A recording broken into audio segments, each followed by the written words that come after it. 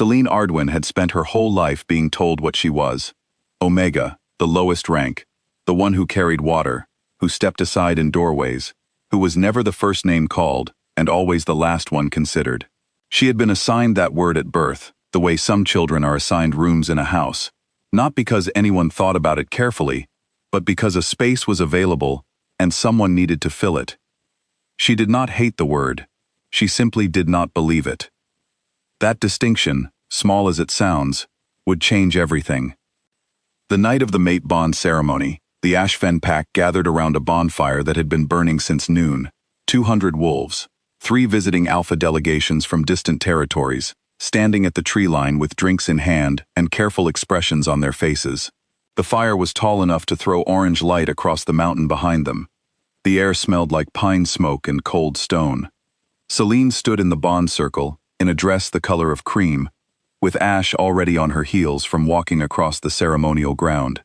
She had prepared for this night for 3 months. She had done everything correctly.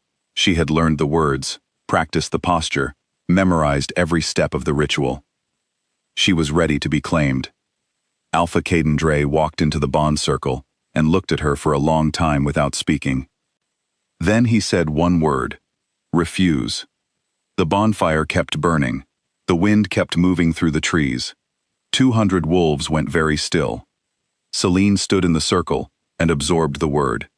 It moved through her, the way cold water moves through a person, completely, all at once, touching every part. She said, quietly, "Well, all right then." She stepped out of the circle.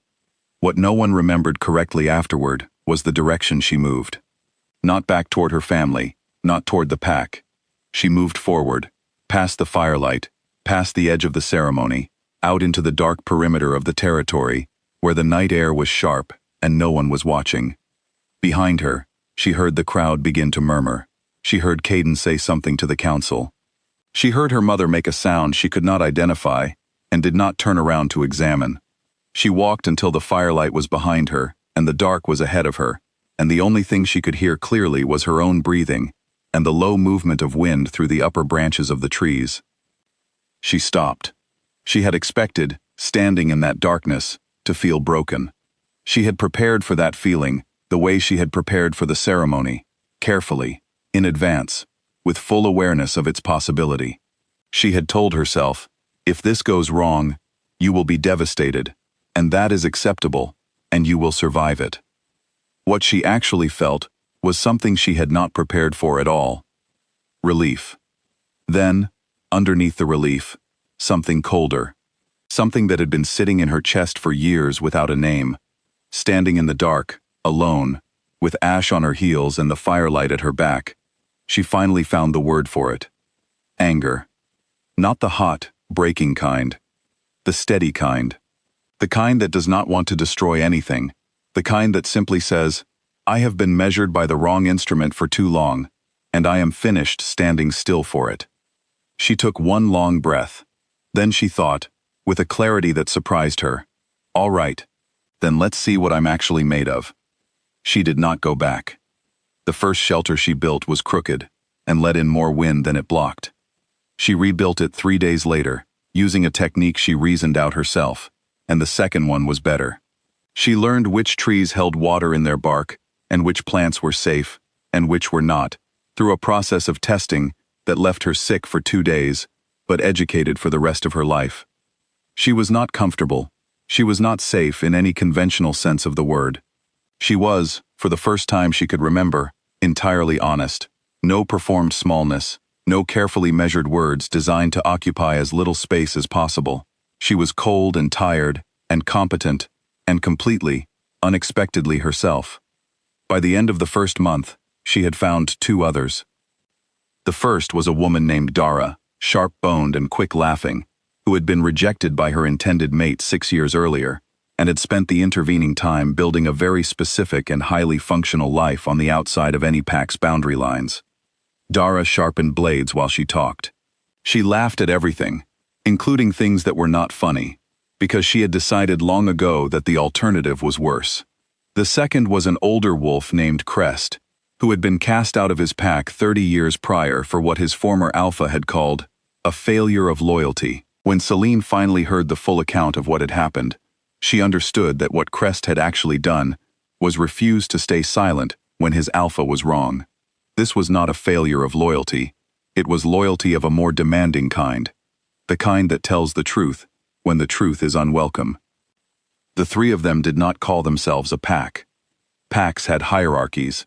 Packs had alphas and omegas, and a structure that pointed downward, everyone looking toward the person below them, pressing weight in one direction. Celine had grown up inside that structure. She understood it thoroughly.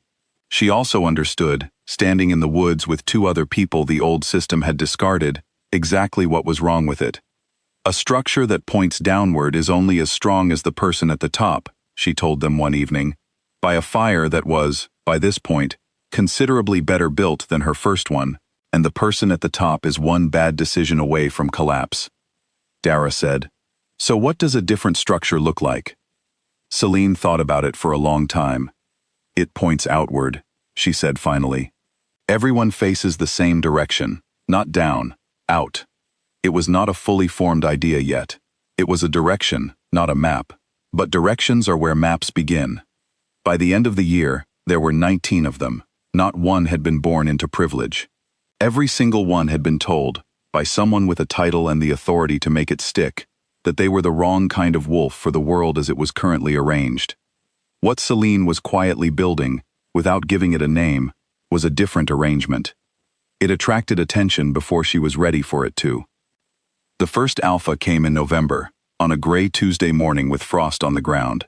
His name was Rin Vale, and he led the Northern Ironmore Pack, 400 wolves, 3 generations of unbroken lineage, the kind of quiet, cold authority that made other alphas careful at shared tables. He was tall, composed, and had the posture of a man who had never once considered the possibility that he might be wrong about something important. He came alone, which was either an insult or a sign of unusual respect, and Celine stood at the border and considered which for exactly 4 seconds before she went out to meet him. "You are smaller than your reputation," he said. "So is your territory," she said, "when you are looking at it from mine." He studied her. She allowed it. She had nothing to hide and no performance to maintain. Then he said what he had come to say. There was a conflict, a serious one, between two powerful packs, over a border that had been disputed for 3 years. 2 alpha coalitions had already tried to negotiate it and failed. A third was forming, and expected to fail as well. Rin Vale had heard that Celine had ended a 2-year land dispute 6 weeks prior with a single meeting. "How?" he asked. "I gave them a structure that did not require either side to lose," she said. "Most conflicts continue because both parties believe compromise is the same as defeat. It is not. Compromise is just a different kind of winning. I help them see the difference." He was quiet for a moment. "Teach me," he said. Those 2 words, from that particular man, were the most surprising thing anyone had said to her since Caden Dre said the word refuse in the Bond Circle. She taught him. And then, over the following 18 months, she taught 11 others. Not because she sought them out.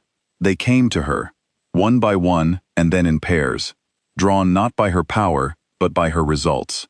A famine route that her council designed and her allies implemented, which moved food to 3 territories that would otherwise have starved through a brutal winter.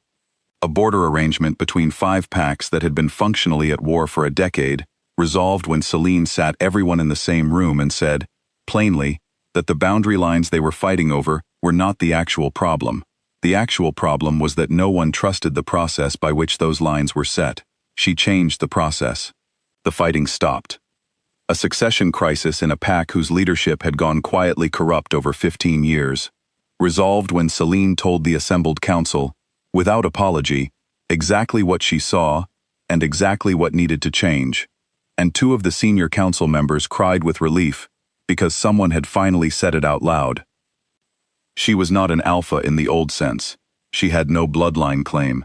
She had not been born into power, had not won it in a challenge, had not inherited it from a parent. What she had was something the oldest wolves, the ones who had been alive long enough to remember what governance looked like before it hardened into tradition, recognized immediately and struggled to name. She held the structure so the structure could breathe. 12 alphas came, not to surrender, not to kneel. They came to bind their judgment to a larger frame, to say, in formal terms, that they recognized a mind sharper and a view wider than their own, and they chose, voluntarily, to orient toward it. This was not submission. It was something more difficult than submission. It required them to admit that they did not have every answer, which is a thing that powerful people find extraordinarily hard to do. Caden Dre came on the 19th month. He arrived alone, at dawn, without a message sent in advance. He stood at the outer border and waited. The perimeter guard sent word. Celine looked at her schedule. Morning council at 7, border review at 9, a messenger arriving at 11, and said to bring him to the eastern meeting point at 6:40. He waited. She walked out into the early morning cold and looked at him. He was 3 years older. The years had changed him in ways she could see clearly and did not particularly feel. She felt very little, standing across from him, which surprised her less than she expected. The anger had been a fire once. Now it was just warmth, something she had used as fuel for a long time, and that had simply, eventually, done its work. "I was wrong," he said. He had clearly prepared that sentence. It had the shape of something rehearsed. "Yes," she said. The silence after that lasted 8 seconds. "I would like to," he began. "No," she said, quietly, without cruelty. The way a door closes when no one is angry. Just finished. "Not because I have not forgiven you. I have. But because the thing you want to repair does not repair. It only gets left where it happened and walked away from. I walked away from it a long time ago. I would encourage you to do the same." He looked at her for a long time. Then he asked something she had not anticipated. "What do I owe you?" She considered the question seriously. It deserved to be taken seriously. "Nothing," she said finally. "The debt you carry is not to me. It is to the version of yourself that made that decision and knew, while making it, that it was wrong. Pay that one." She went back inside. The morning council started at 7. The word queen spread the way real words spread, not through announcement, but through use. One person says it to another person, and it sounds right, and that second person says it to a third, and eventually, it is simply what everyone calls the thing, because no better word has appeared, no ceremony attached to it, no formal occasion. Just a word that settled over a territory, and a council, and 12 sworn allies, and a way of doing things that had not existed before she invented it. Dora was the one who first said it out loud in Celine's presence, on an ordinary night beside an ordinary fire, with no audience and nothing particular happening. "You know what you are now," Dara said. Celine looked at her. "The same thing I was before," Celine said, "just with better territory." Dara shook her head slowly. That was not what she meant, and both of them knew it was not what she meant. What Celine was, what 12 alphas and their packs and their centuries of tradition had restructured themselves around, was not a title. Titles can be given and taken. They can be argued over and inherited and stripped in the night by someone stronger. What Celine had built was not a title, it was a proof, a living, functional, undeniable demonstration that the structure she had invented in the woods, with ash on her heels and no audience at all, worked. It worked better than what had come before it. Everyone who sat inside it knew that. On the night the word finally settled, the night it stopped being what some people said and became what everyone said, Celine sat alone for a while after the council fire had burned down. She looked at what she had built, the territory, the council, the 19 original people who had become many more, all of them pointing outward, none of them pointing down, the 12 alphas who had come, one by one, and chosen something they had not been required to choose. She thought about the bond circle, the firelight, the word that Caden had said while 200 wolves watched. She thought about the direction she had walked. She thought, I moved forward. I had nothing, and I moved forward anyway, and this is where forward led. She sat with that for a long time. Then she thought the same thought she had thought in the dark 3 years prior, with ash on her heels, and the whole cold world ahead of her, and it meant now exactly what it had meant then, just larger, just truer, just more completely itself. Well, all right then. Let's see what I'm made of. Now she knew.